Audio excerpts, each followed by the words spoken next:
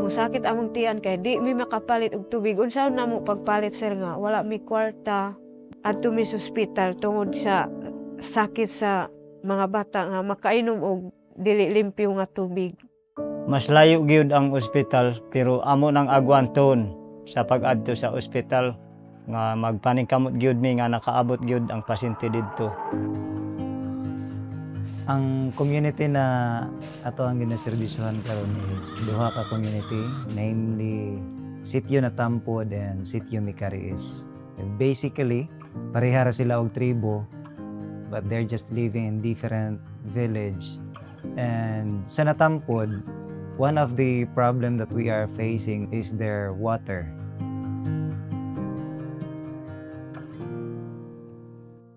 Usay mulubog gyud ang tubig. Mugawas ang diya sa gikan sa tangke kay dito sa gipunduhan sa tubig naay lapok na yuta nga moadto didto sa katong gipunduhan sa tubig. Nga dili mi mosagob kung malubog kay ugaw ang tubig. Kinanglan nga amo nang salaon og sinina nga para di gyud masudlan og lapok ang galong. Mao nay gihimo namo karon kung ulan-ulan.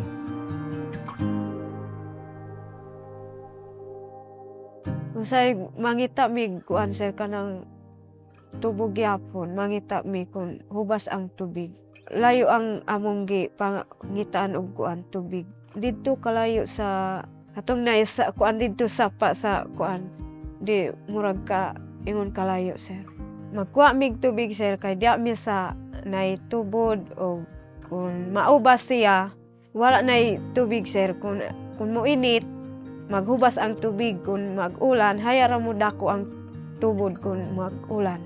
Usay malubog sir, usay magkuan among tiyan, kanang magkuan dito sa sulod nimo kanang murag lain kaayo ang imong tiyan.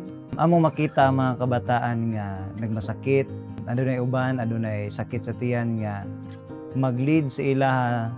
Sometimes ang uban moadto gyud sa kamatayon. It really burdens us nga makita kini nga situation, not just in Natampod but also in Micariis. Kay sa una nga panahon, hugaw pa ang among mainom nga tubig. Grabe ang mga bata nga makainom sa tubig nga hugaw.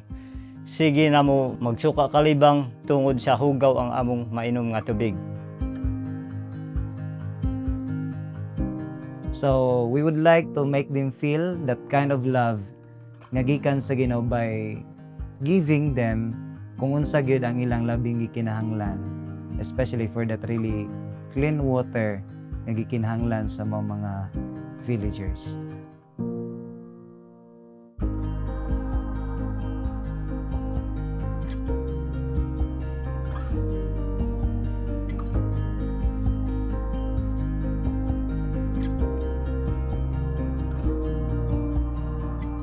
Magkuan mi sir, magpasalamat mi kung naay mo magtabang sa tubig nga kanang limpyo nga tubig. Benepisyo ana sir kay ang tibok Natampod kay malipay sila nga naanay mo tabang nga limpyo nga tubig nga dili na siya maepektuhan og mga sakit. Para sa mga kabataan kay mga limpyo na ang mga kabataan og di na magsakit sila. Kay limpyo naman ang tubig. Nadagan kaayong salamat sa inyong pagtabang diri sa amo. Ingon ani di ay ang inyong pagtabang sa amo adri. Sa unang panahon, wala pay karasada diri sa amo. Grabe kaayo ang among sitio nga wala gyud nay magtabang diri sa amo. Kamo pa ang nakasulod diri sa amo nga grabing tabang sa among sitio. Magpasalamat gyud mi sa inyo. Na amo karon diri.